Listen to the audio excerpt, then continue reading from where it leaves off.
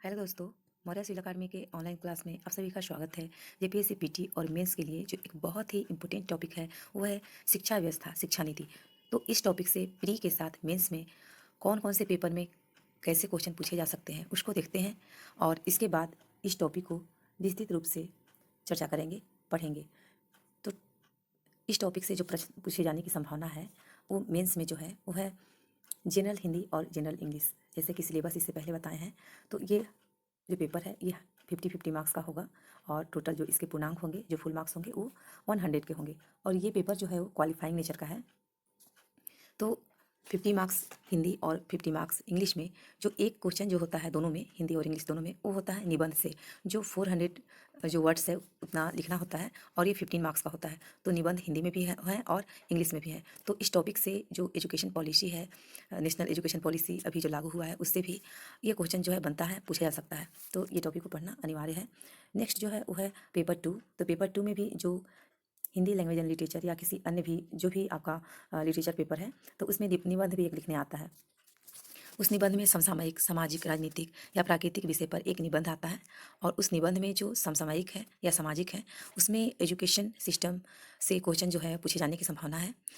जो NEP 2020 जो national education policy 2020 जो लागू हुआ है, और इससे पहले जो है राष्ट्रीय शिक्षा नीति 1968, उसके बाद 1986 और 2020 में जो है ये शिक्षा नीति लागू हुई है और ये बहुत ही चर्चा का विषय रहा। तो ये क्वेश्चन जो है पूछे जाने की संभावना है। साथ ही साथ जो सामाजिक उत्थान में शिक्षा का क्या महत्व है, क्या योगदान है, उससे भी क्वेश्चन बन सकता है। तो इसको इस तरह इस टॉपिक जो को कंप्लीट करना बहुत अच्छे ढंग से बहुत ही महत्वपूर्ण है। साथ ही जो पेपर 4 है वो है Indian constitution and polity, public administration and good governance.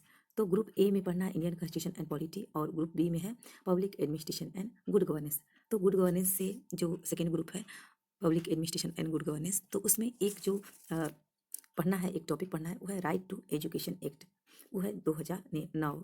तो ये टॉपिक पढ़ना है एजुकेशन से संबंधित।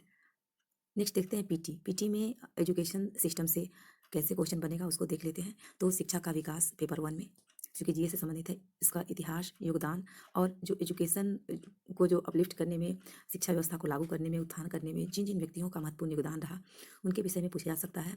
नेशनल एजुकेशन पॉलिसी 2020 से संबंधित क्वेश्चन जो है वो पूछे जा सकते हैं और विशेष रूप से झारखंड में लागू जो शिक्षा संबंधी जो योजना है उससे क्वेश्चन पूछ जाने की जो है वो संभावना है।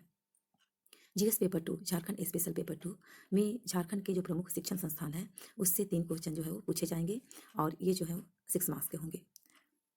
नेक्स्ट जो है वो शिक्षा व्यवस्था। अब एक बहुत ही इंपॉर्टेंट यहाँ पे है कि शिक्षा व्यवस्था को सुधार करने हेतु झारखंड में लागू, चालू या प्रमुख जो शिक्षण प्रणाली है, कैसे किस तरह की प्रणाली को यूज किया गया है और शिक्षा संबंधी जो कल्याणकारी योजनाएं हैं जिसमें कि शिक्षा का अधिकार अधिनियम, सर्व शिक्षा अभियान, स्कूल चले अभियान, बुनियादी शिक्षा, MDM, मध्याह्न भोजन, ड्रॉप आउट जो बच्चे थे उनके उनके जो शिक्षा हेतु जो ब्रिज कोर्स है, ज्ञान सेतु है, उसको चलाया गया और उसमें कैसे किस तरह से ग्रुप बना के जो है वो बच्चे को पढ़ाया जाता है। जो बच्चे जो हैं वो 4, 5, 6, 7, 9 तक जो है वो हाई स्कूल तक जो है पहुंच जाते हैं, 9th क्लास तक, और उनको वैसे बच्चे को उस लेवल का नॉलेज नहीं होता है, तो उस हिसाब से उन्हें ग्रुप बनाकर और उनकी एबिलिटी के अनुसार जो है उस ग्रुप में रहकर और उस लेवल तक जो है वो लाने की कोशिश की जाती है ज्ञान सेतु के थ्रू। और इस हेतु जो झारखंड गवर्नमेंट है वो विद्यालय का सर्टिफिकेशन करवा के ब्रॉन्ज, सिल्वर और गोल्ड हेतु जो है वो प्रोत्साहित करने के लिए शिक्षक और विद्यालय के लोगों को प्रोत्साहित करने का एक बहुत ही अच्छा जो है वो उपाय था, जो कि लागू है अभी झारखंड में। साथ ही जो है वो डिस्ट्रिक्ट डाइस भी बजट किया है और इसका फुल फॉर्म क्या है उसके बारे में देखेंगे।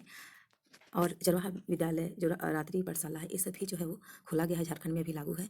नेक्स्ट जो है कौन कौन से ऐप लॉन्च हुए मॉनिटरिंग के लिए, तो ई विद्या वाहिनी जो है ऑनलाइन मॉनिटरिंग ऐप जो है लॉन्च किया गया है। साथ ही एक इम्पोर्टेंट, मोस्ट इम्पोर्टेंट है वो है कोरोना काल में शिक्षा व्यवस्था को बरकरार रखने के लिए जो प्रमुख ऐप, पोर्टल या शिक्षण प्रक्रिया जो है, प्रशिक्षण प्रक्रिया किस प्रकार की रही है, उससे संबंधित जो महत्वपूर्ण फैक्ट है उसको देखेंगे। इसमें जो है वो प्रमुख ऐप जो है ई विद्या वाहिनी ऐप, डिजिटल साथ ऐप, झारखंड डिजी स्कूल ऐप, दीक्षा और ई विद्या वाहिनी जो प्लेटफॉर्म है। इसके साथ ही जो निष्ठा है, world largest teacher training programme जो भी सभी जो ऑल इंडिया में लागू है, चल रहा है।